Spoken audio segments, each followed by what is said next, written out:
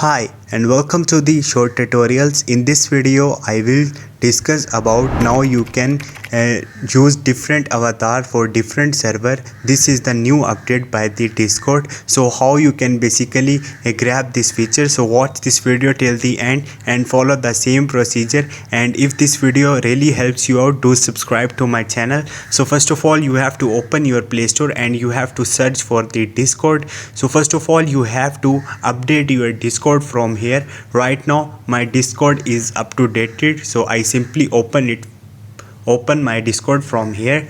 So here you will see I have different servers. So how you can basically change the avatar of every server. So first of all select any server from here, and then you have to click on the three dot icon on the right top. So once you will do it, now you have to click on the edit server profile, and here you will see server avatar option. You can edit by unlocking with Nitro.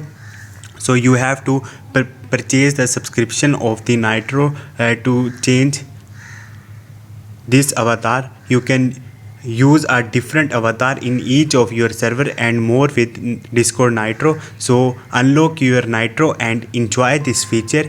Hope this video will helpful for you. See you next time, and if you have any question you can ask me in the comment section, and do subscribe to my channel. Thank you.